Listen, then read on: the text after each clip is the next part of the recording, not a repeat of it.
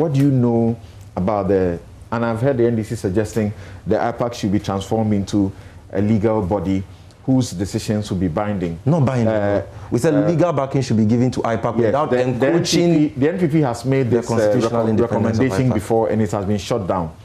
So, first, I want you to tell us, what do you know about the IPAC, the constitution of the IPAC, as being different today?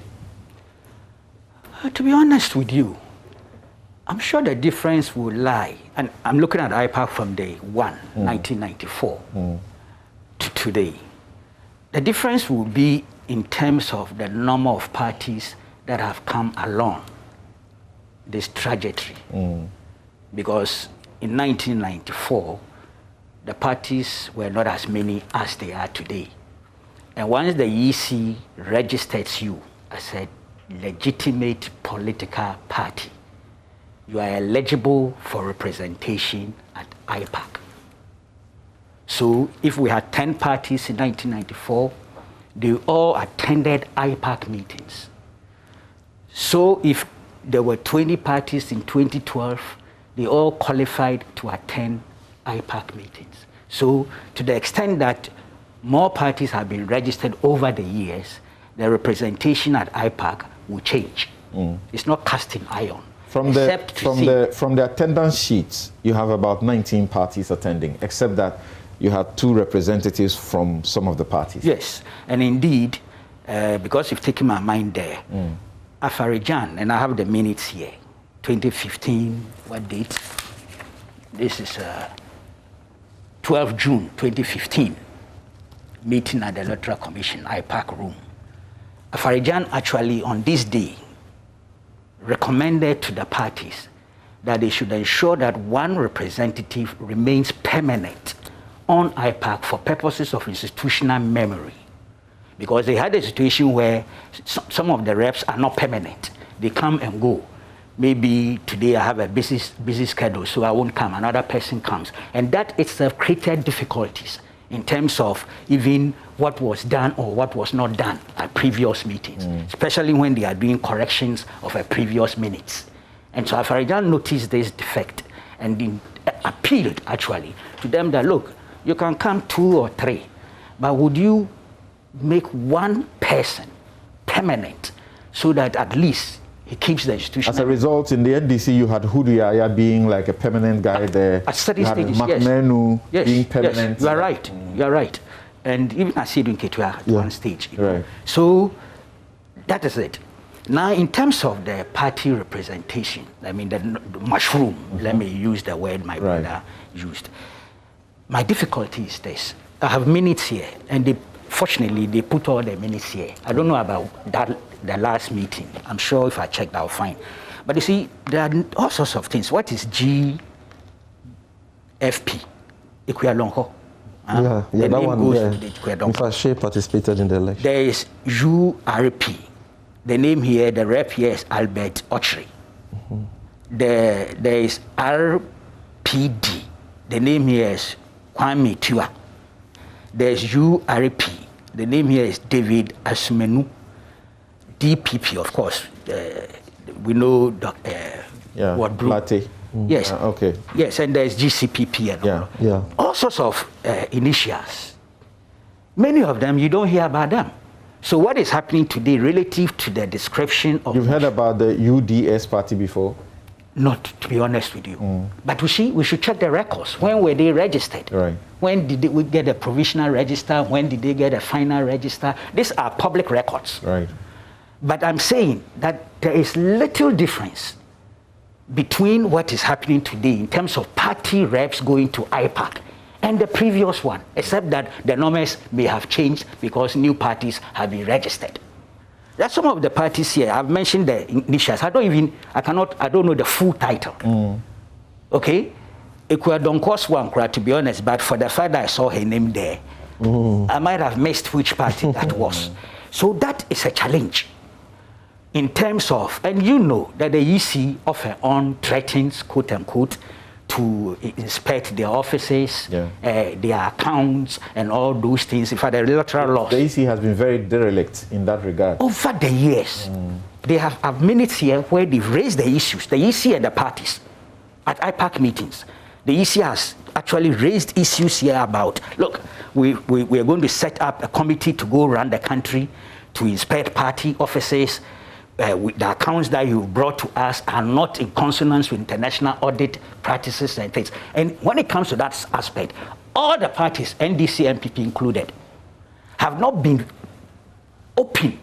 But the basic, we are talking of a culture. The basic qualification criteria for a party to exist on our books as a party, you can say for most of these mushrooming parties, so to speak, they don't have them, and yet the EC hardly, pays attention to them. And the law is so clear how they ought to be even expunged. They don't have to recognize. No EC. We had guys, Kofi Bentil and one other guys, they went to the court. Exactly. The court gave a judgment in their favor that the EC should be compelled to do a number of things, and the EC hasn't done them. And that's part of what I call the impunity within the republic. Courts give rulings, judgments, and institutions sometimes simply just ignore them. And even when you cite them for contempt, the court will not put them in jail. See, this is what happened at an IPAC meeting. This is 27th March 2019. The EC was talking of inspection of political party offices. The chairperson explained that the scheduled inspection of the offices of political parties is underway, and it was hoped that a comprehensive report on the inspection will be made available to the parties by the end of May 2019. The participants expressed concerns about various aspects and interpretation of the provisions of the Political Parties Act, which to them are inimical to the proper functioning and growth of political parties, especially the minority parties. Mr. Mecca, I think he was GCPP, was very passionate about what he called a discrepancy between the provisions of the original Act 2005-78 and the compilation of same in the electoral laws, which have been published and distributed by the Commission to the public. He also suggested an amendment to the Political Parties Act because to him it has become outmoded with time. John Bodu NPP suggested at the next IPAC meeting, the EC should come clear and explain to the meeting its understanding and position on the relevant laws, inclusive of what the Political Party Act is, the understanding of the law and the consequences of non-compliance, so as to lay to rest the debate over the real impact of laws relative to their varied understanding and interpretation by the different parties. The chairperson said that the Commission has taken note of the concerns of the parties and would appropriately address them. She, however, emphasized that the law as it is must be complied with, but the interpretations of the various aspects are a question to be properly handled by the Supreme Court. You see? So already, some of the parties have raised legal hurdles and how it impacts on them negatively, as they indicated more or less the minority parties. The chairperson throws those things back to them that, well, perhaps I don't have much powers here, it's the Supreme Court. But I think the law as it is now still has room for the EC to independently do its work. Yeah.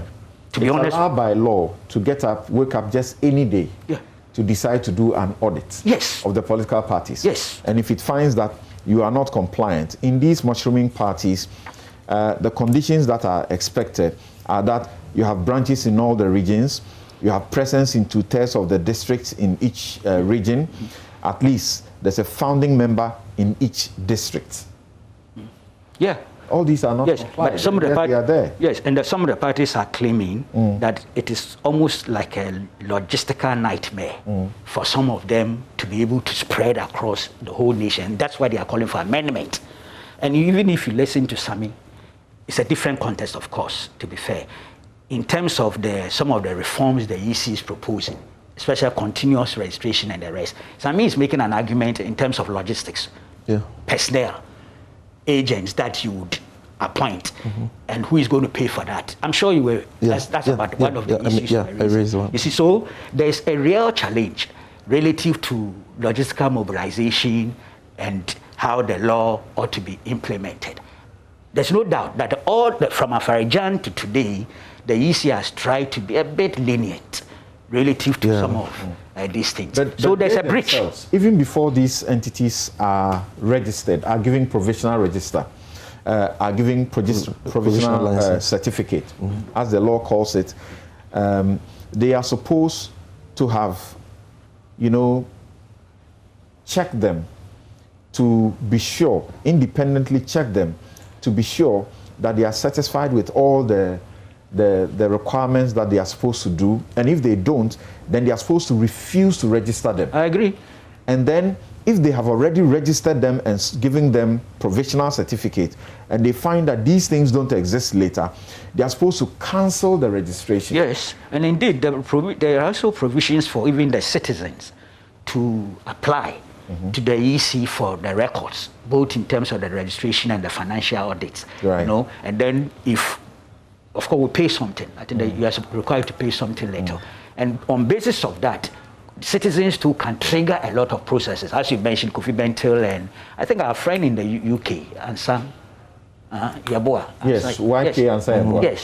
Yes. He's actually very passionate about this, on this issue. Yes, and is it Uncle? Now, so Kaku, now let's have you look at the NDC's non-participation, and it doesn't appear from what you hear from it that it intends to soften that stance anytime soon. And then the outcome, vis-a-vis what they are seeking to reject. What do we make of it? An exercise in futility. And there are precedents for that. That decision is wrong-headed. Look, it has no sustainable effect. They cannot sustain it. I can see in my mind's eye them reviewing that decision and going back to IPAC. They've done it before. And indeed, I have the minutes here, June 26, 1995. Afari-Gyan appealed to the NDC to return to IPAC. They boycotted IPAC in 1995. And Afari-Gyan requested, it's a bit dirty, I'm sure you can see. You look for it. At the moment, they are even against... That was a commissioner who was ready to engage. They are even against the fact that Ekuya Donkor is giving some sort of, status and recognition within the arrangement. Yet, when they were in power, Ekuya Donkor was going on official trips. Exactly. In the name of being a party president. See, this is paragraph 5.3 of the June 26, 1995 minutes. The chairman made a further call to the NDC representatives to return to the meeting. He expressed the EC's intention to find out what was preventing them from coming back to the meeting. The NDC began to complain. This is which year? June 26. And the MPP has also boycotted IPAC before. 1990. Well, you can give me that record. Okay. But I am giving you... The writings, the typing on the document is fading. It's fading. It's fading. Yes, I need to be... One of the reasons why you should accept the honorary doctor. People are sending me messages. I'll share it. Yeah. So, and it was all over.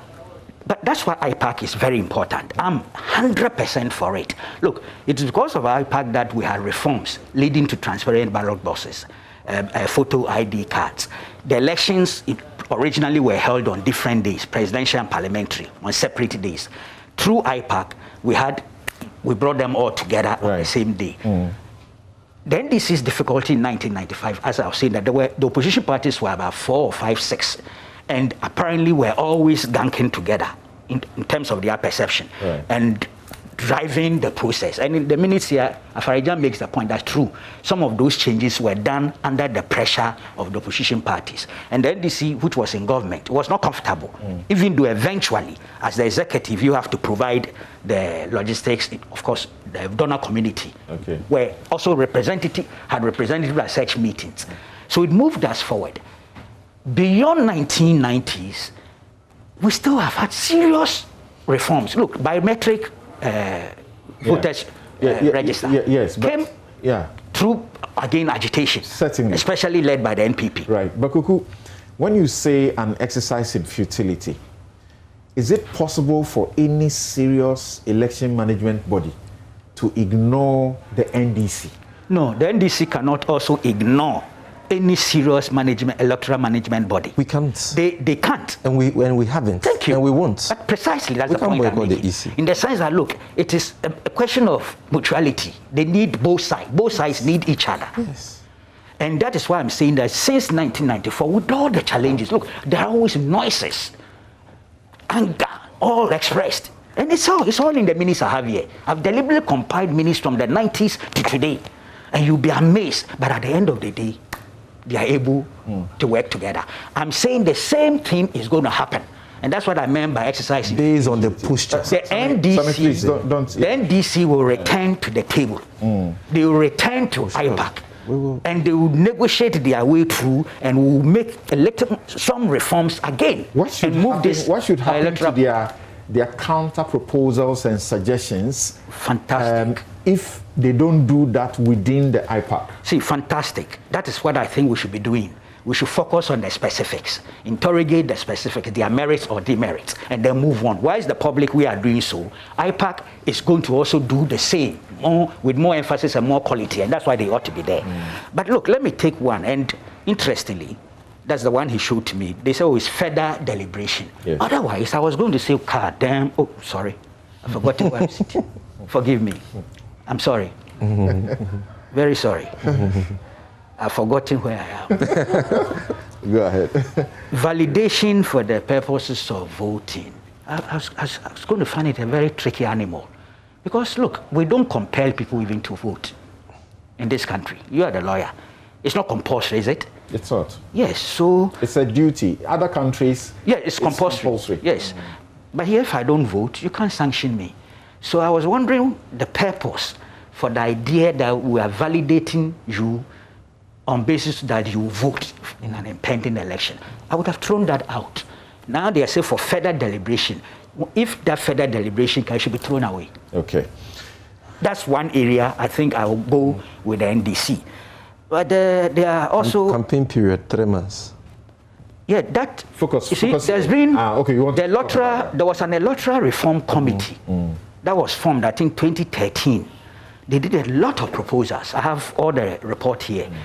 That idea of finding a time to close campaign, because you know what we do here, right after 2020 election, the next day we start a campaign, and it's full of distractions and things.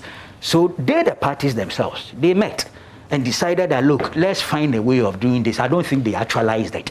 The question about IPAC, again, it's in the minutes here.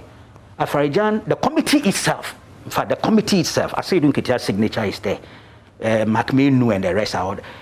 Committee said, look, we would not recommend IPAC to be given a legal status. So they were not looking for legislation.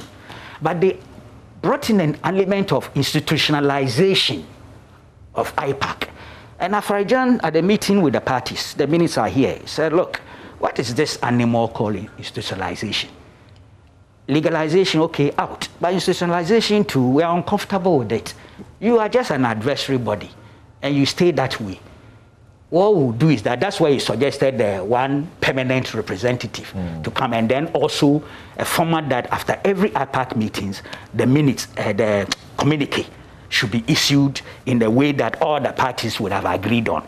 You know? So the idea of institutionalization or legalization of IPAC has been thrown out long before Jean Mensa assumed office. And I doubt if Jean Mensa's led EC would go along. No EC appears to be ready for that. They say they won't share their powers.